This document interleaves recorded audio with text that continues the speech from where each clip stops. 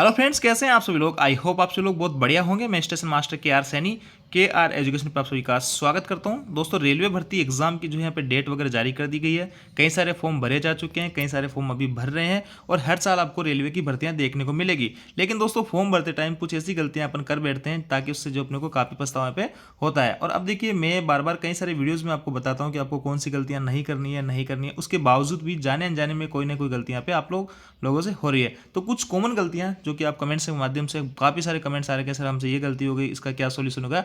तो जो गलतियां आपसे हुई है उनका क्या सोल्यूशन हो सकता है, इस वीडियो में आपको कंप्लीटली बताने वाले हैं। और आप सभी लोग जो भी वीडियो देख रहे हो, सुन रहे हो, तो आप जरूर अपना एक बार फॉर्म, जिसका भी फॉर्म आपने लगाया है, एक बार जरूर चेक कर लीजिएगा। हो सकता है कहीं ना कहीं आपसे भी उस फॉर्म में कोई गलती हुई हो, ताकि पहले अपने को पता लग जाए और करेक्शन कर सकते हैं अगर किसी में, तो उसका करेक्शन अपन कर पाए। तो यहाँ पे देखिए, फॉर्म भरने में कई सारी गलतियां हो जाती है। जैसे कि पुराना सर्टिफिकेट जिन्होंने अपलोड कर दिया उनका क्या होगा, गलत डिग्री डाल दी, कैटेगरी सर्टिफिकेट गलत डाल दिए, है ना। और देखिए, एक गलती, कुछ गलतियां ऐसी है, अगर वो आप कर देते हो तो आपको डीवी से बाहर भी कर दिया जा सकता है, जैसे कि पिछली भर्तियों में किया गया था। तो क्या आपने सही भरा फॉर्म अपना, एक बार जरूर चेक कर लीजिएगा। मेरे कहने से एक बार जरूर चेक लीजिएगा। कोई भी ई मित्र वाले के भरोसे नहीं रहे, वो गलत सलत जो है आपका फॉर्म भर देगा, बाद में आपको बहुत बड़ा पछतावा पे होने वाला है, जैसे कि कई सारे दोस्त कमेंट्स वगैरह करके बताते हैं। अब देखिए दोस्तों, आगे बढ़ने से पहले बताना चाहूंगा, अगर आप रेलवे के एग्जाम की तैयारी कर रहे हैं तो पीवाईक्यू प्रैक्टिस सेट बहुत ही जरूरी है। और इसके आजकल ऑनलाइन एग्जाम होते हैं, तो ऑनलाइन टेस्ट सीरीज आपको जरूर ज्वाइन करनी चाहिए। और देखिए, यहाँ पे टेक्स्ट बुक की जो है टेस्ट सीरीज आप ज्वाइन कर सकते हैं। ये आज से जो इस पर काफ़ी डिस्काउंट आपको मिल रहा है, जो 650 करीब टेस्ट सीरीज मिल रही थी, वो आपको आज 439 रुपये में, मात्र 2 दिन का ऑफर है, 14 और 15 अक्टूबर का। तो जो भी भाई लोग अभी तक नहीं लिए हैं कोई भी ऑनलाइन टेस्ट सीरीज, तो वो यहाँ से जाके ज्वाइन कर सकते हैं। और हमारा जो कूपन कोड है सैनी, ये यूज़ करके आप 12% तक का जो है डिस्काउंट इस पर ले सकते हैं। इसका लिंक आपको डिस्क्रिप्शन में मिल जाएगा, वहाँ से जाके आप जो है 1 साल का पास प्रो अपना ले सकते हैं। तो ये बहुत ही ज़रूरी होती है, यहाँ पे लाखों छात्रों ने ले रखा है। और टेस्ट बुक में क्या खास बात है, क्योंकि इसमें आपको रैंक वगैरह सारा कुछ आपका पता लगेगा, हर क्वेश्चन का डिटेल्स एक्सप्लेनेशन है। सभी एग्जाम आप सीबीटी रेलवे के कोई सा भी एग्जाम दो, JE, RPF, group D, NTPC, ALP, सभी के आपको पीवाई को प्रैक्टिस सेट यहाँ पे मिलने वाले हैं। और लाखों की, हजारों की संख्या में आपको वो चीज़ें देखने को मिलेगी, इतने सारे प्रैक्टिस सेट आपको मिलने वाले। तो आप जरूर से जरूर ज्वाइन कीजिएगा। आपकी तैयारी हो, आपने सिलेबस कवर हुआ और नहीं हुआ, वेरी फर्स्ट डे से ही आपको जो है टेस्ट सीरीज लगानी चाहिए। तो ज़्यादा से ज़्यादा आप जो है पीवाईक्यू प्रैक्टिस करोगे तो उतनी आपकी तैयारी में निखार आता जाएगा। तो टेक्स्ट बुक से टेस्ट सीरीज आप जरूर ज्वाइन कर सकते हैं, इसका लिंक आपको डिस्क्रिप्शन में दिया हुआ है। अब देखिए दोस्तों, एक भाई ने जो एक ग्रुप में कमेंट कर रखा था कि सर हम बहुत बड़ा गलती कर दिए हैं, मेरा एलपीओ टेक्नीशियन अप्रेंटिसशिप यस हो गया और हम बर्बाद हो गए सर, हम नहीं देखे थे पीडीएफ में, एक लड़का से लैपटॉप से भरवाए थे, मेरा ज़िंदगी बर्बाद हो गया सर, पूरा मेहनत बर्बाद हो गया सर, कोई उपाय हो तो बताइएगा। देखिए, ये जो है काफ़ी टैलेंटेड लग रहा है भाई, एक एक दो नंबर से यहाँ पे 2 नंबर से 2018 एलपी में छठा और 1.5 से ग्रुप डी में रहा है। तो काफ़ी जो है ये परेशान सा हो रहा है। और यहाँ पे इसके पास में इसने किया क्या है कि इसके पास में आईटीआई डालना था इसको, और टेक्नीशियन में अप्रेंटिस, मेरा एलपीओ टेक्नीशियन में अप्रेंटिस यस हो गया, हम बर्बाद हो गए सर। देखिए, इसके पास में आईटीआई रहा होगा और इसका जो है अप्रेंटिसशिप में यस हो गया, क्लिक हो गया ना। तो ये कह रहा है कि सर अप्रेंटिसशिप मेरे पास है ही नहीं, जब मेरे डीवी मांगा जाएगा अप्रेंटिसशिप तो फिर क्या होगा। तो देखिए दोस्तों, इसका भी सोल्यूशन मैं बताऊंगा, आपको परेशान होने की आवश्यकता नहीं है। बाकी ऐसी गलतियां आपको नहीं करनी है, जनरली अवॉइड करनी है। आपको उसको बार बार ध्यान से आपको अपना फॉर्म को भरना है, 10 बार आप चेक करो, लेकिन गलती नहीं होनी चाहिए। तो इसका क्या सोल्यूशन होगा बताऊंगा। साथ ही एक दोस्त को मैंने बार बार कहता हूँ कि आपको ईबीसी टिक नहीं करना है, ईबीसी किसी टाइप का कोई रेजुलेशन नहीं है, ओनली 250 रुपये की छूट है, तो उतना तो आपको ईबीसी बनाने में भी लग जाएगा। तो आपको ईबीसी टिक नहीं करना है, फिर भी भाई ने कर दिया ईबीसी टिक, और अब जो है क्या प्रॉब्लम हो सकती है इसके रिगार्डिंग पूछ रहा है। तो ये देखिए, इस वीडियो में आपको इतनी सारी चीज़ें बताने वाला हूँ। एनओसी के बारे में बात करेंगे कि एनओसी के बारे में, एनओसी अभी अपने को लगानी है या एनओसी अभी लेनी है, जो ऑलरेडी गवर्नमेंट कर्मचारी है या जो भी है, तो उनके बारे में बात करेंगे। तो ये 6-7 टाइप की जो समस्या है आपको इस वीडियो में बताने वाला हूँ। पुराना स्टेट वाला कास्ट सर्टिफिकेट आपने डाल दिया।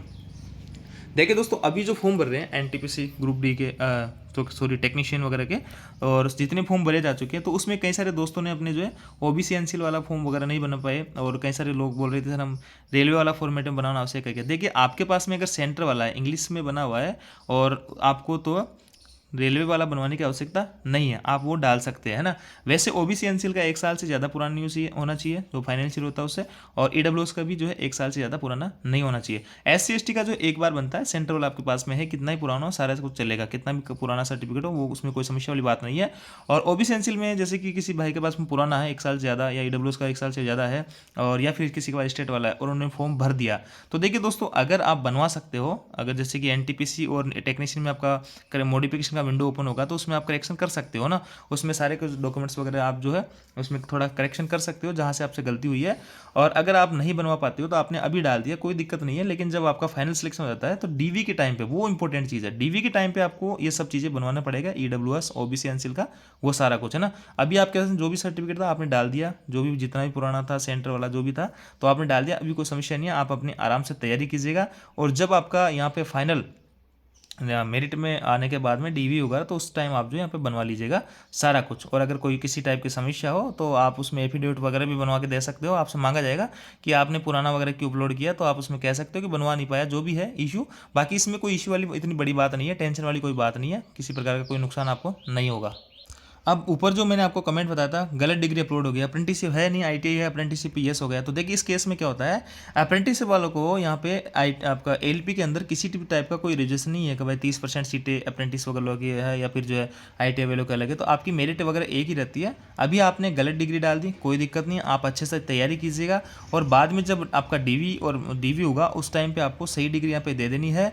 और साथ ही अगर कुछ पूछे कुछ भी किसी टाइप की तो आपको एफिडेविट वगैरह आपसे मांग लिया जाएगा कि सर मेरे से गलती से अपलोड हो गया था और मेरे पास मैंने अप्रेंटिसशिप नहीं कर रखी है, मैंने आईटीआई कर रखी है, तो मेरे आईटीआई के सर्टिफिकेट ये रहे, तो इसमें आपको किसी टाइप की ज़्यादा समस्या आने वाली बात नहीं है। बाकी दोस्तों यहाँ पे आपको ऐसी गलतियाँ नहीं करनी है। ये क्या आता है, कई जगह जो है आपके जो अथॉरिटीज़ होती है उन पर भी डिपेंड करता है कि वो चीज़ें इन चीज़ों को एक्सेप्ट करे या नहीं करे। बाकी इसमें मेरे हिसाब से कोई टाइप की कोई समस्या आपको नहीं आने वाली है। और इसमें अगर आप करेक्शन कर पाते हो, किसी में एनटीपीसी या टेक्नीशियन वगैरह किसी से हो गया है तो आप करेक्शन यहाँ पे कर सकते हो, जो मॉडिफिकेशन विंडो ओपन होगा तो उसमें आप करेक्शन कर सकते हो। अब देखिए दोस्तों, ऐसी गलती अगर किसी भाई ने ऐसी गलती अगर ग्रुप डी के अंदर कर दी, क्योंकि वहाँ पे अप्रेंटिसशिप वालों का कोटा होता है, कुछ परसेंट सीटें रिजर्व होती है, तो उनकी कट ऑफ यहाँ पे कम जाती है ना। वहाँ पे अगर किसी ने गलती कर दी तो फिर होगा क्या, वहाँ पे आपने अप्रेंटिसशिप यस नहीं किया और अप्रेंटिसशिप का आपको लाभ चाहिए, तो उस गलती में आपको वहाँ पे लाभ नहीं दिया जाएगा, आपको यूआर फाइट करना होगा। यूआर फाइट करना होगा मतलब जो गलत कैटेगरी या गलत डिग्री आप अपलोड कर लेते हो और जहाँ पे आपको रिजर्वेशन में फ़ायदा मिलने वाला होता है, तो उस केस में आपको रिजर्वेशन का फ़ायदा नहीं मिलेगा। आपको जनरल की कट ऑफ अगर पार कर रहे हो तो आपको जॉब दे दी जाएगी, अन्यथा आपको जॉब नहीं दी जाएगी। डूएबू हो गया, स्पेलिंग मिस्टेक हो गई, देखिए स्पेलिंग में आपके नाम में मिस्टेक हो गई, कोई आपके फादर के नाम में मिस्टेक हो गई, कोई आपका स्पेस वगैरह में दिक्कत हो गई, जैसे कि किसी का नाम दीपक सैनी है तो जैसे कि सैनी और दीपक में स्पेस रहता है तो उसने स्पेस नहीं दिया फॉर्म भरते टाइम, इस टाइप की समस्या है, तो इनमें आपको डरने की कोई भी आवश्यकता नहीं है। आप इसमें मॉडिफिकेशन कर सकते हो तो ठीक है, अन्यथा डीवी के टाइम पे आपका एफिडेविट वगैरह लग जाएगा और आपका कुछ टाइप की इशू आ रहा नहीं होगा। और सेम डीओबी में ऐसा ही है। डीओबी जो है दोस्तों वैसे तो बहुत इंपॉर्टेंट है और आपका एग्जाम वगैरह होगा जब आपको डीओबी वगैरह सारा कुछ चेक भी किया जाएगा, है ना। लेकिन दोस्तों आपका आधार वेरिफिकेशन होना बहुत ज़रूरी है और अभी रेलवे के अंदर मांगा गया आधार वेरिफिकेशन, तो वहाँ पे आप एग्ज़ाम देने जाओगे तो आधार वेरिफिकेशन से ये तो सही हो जाएगा कि जो बंदा है वो तो ठीक है, लेकिन ये डीओबी वाली जो समस्या है ये आपको डीवी तक आपको परेशान करेगी। तो आपकी 10th की जो मार्कशीट है उसके अकॉर्डिंग आपकी डीवी होनी चाहिए और वो जो है आपको एफिडेविट से ही काम आपका चल जाएगा। डीवी के टाइम में किसी टाइप की समस्या आपको ज़्यादा नहीं आने वाली है। सिग्नेचर और फोटो में देखिए यहाँ पे जैसे कि एलपी वगैरह हैं और पीछे भी आपने देखा होगा जो फॉर्म भरे थे उनमें आपको दोबारा से जिनके सिग्नेचर और फोटो में मिस्टेक थी उनको दोबारा से इंटीमेशन दिया गया था कि आप सही फोटो वगैरह अपलोड कर लेंगे। तो वैसे अपनी तरफ से आपको सही फोटो यानी वाइट बैकग्राउंड वाली फोटो साफ सुथरी डालनी है और सिग्नेचर में भी आपको जो है रनिंग में लिखना है, जैसे कैपिटल में नहीं लिखना है, जैसे दीपक नाम किसी का तो DEEPA कैसे कैपिटल में नहीं लिखना, रनिंग में लिखना है ना, साइन करना है आपको रनिंग में करना है ऐसे। और इंग्लिश हिंदी में भी आप साइन कर सकते हो, कोई दिक्कत वाली बात नहीं है। बाकी कैपिटल लेटर में आपको साइन नहीं करना है, अन्यथा आपका फॉर्म रिजेक्ट हो सकता है। और फोटो में भी जो है आपको सही फोटो आपको अपलोड करनी है, साफ सुथरी, है ना, चश्मे वगैरह में टोपी में इसमें फोटो नहीं होनी चाहिए, साफ सुथरी फोटो आपकी होनी चाहिए।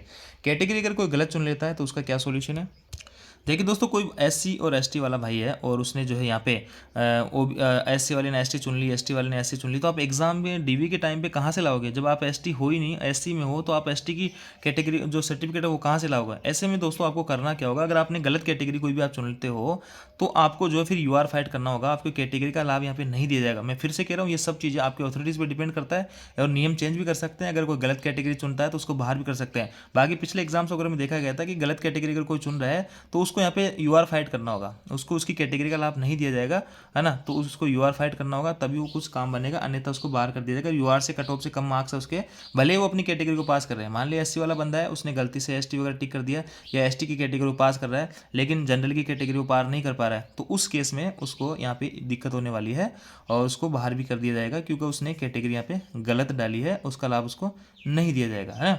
इसके आगे दोस्तों बात करते हैं ईबीसी टिक हो गया, जैसे इकोनॉमिकल बैकवर्ड क्लासेज जो है, जहाँ पे 250 रुपये छूट मिलती है। कई सारे दोस्तों को मैं बार बार बता रहा था कि आपको ये टिक नहीं करना है, लेकिन कई सारे दोस्तों से टिक हो गई, तो अब आपको एग्जाम डीवी के टाइम भी ईबीसी का सर्टिफिकेट बनवाना पड़ेगा।